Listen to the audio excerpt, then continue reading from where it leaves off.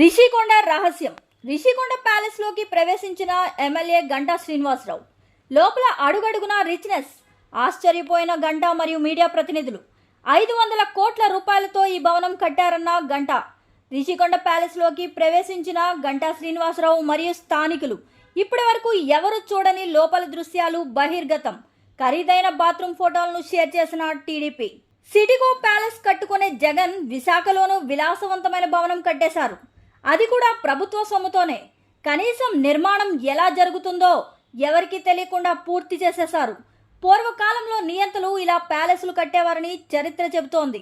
ఇప్పుడు ఇది చూస్తే అలాగే అనిపిస్తోంది. మరి రిషికొండ రహస్యాన్ని టీడీపీ ఎమ్మెల్యే గంటా బహిర్గతం చేశారు.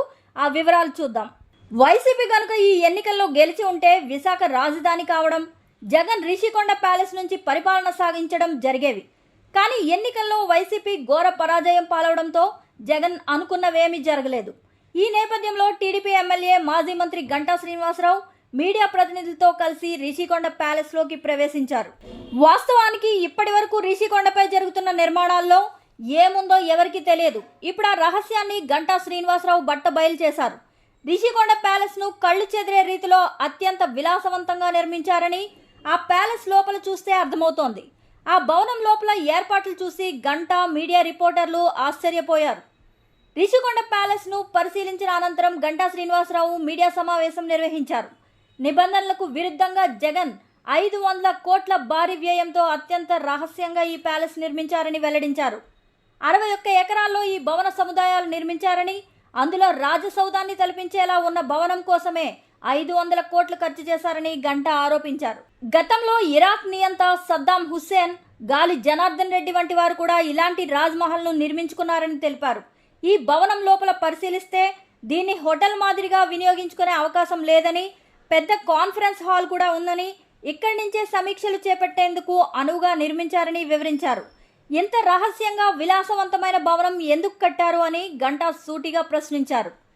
రిషికొండపై గతంలో టూరిజం కోసం హరిత రిసార్ట్స్ ఉండేవని, వీటి ద్వారా ఏటా 8 కోట్ల వరకు ఆదాయం వచ్చేదని, ఈ రిసార్ట్స్ ను పడగొట్టి ప్యాలెస్ ను నిర్మించారని మండిపడ్డారు. ఆఖరికి కోర్టులను కూడా తప్పుదేవ పట్టించి ఈ విలాస భవనం నిర్మించారని విమర్శించారు.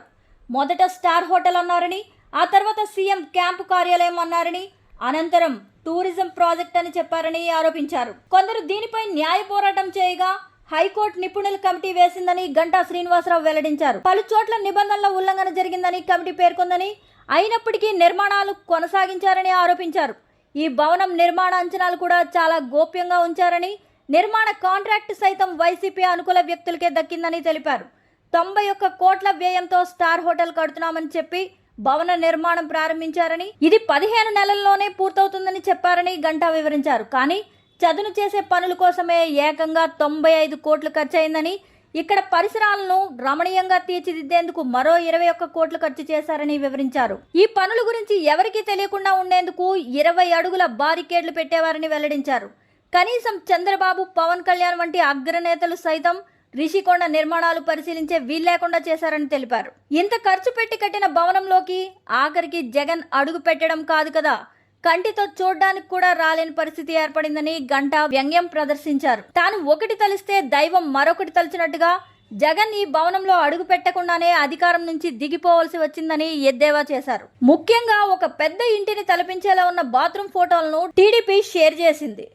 రిషికొండ మీద 500 కోట్లతో జగన్ రెడ్డి కట్టుకున్న జల్సా ప్యాలెస్ లోని 26 లక్షల రూపాయలు బాత్ టబ్ ఇదే అని చెప్పి షేర్ చేశారు.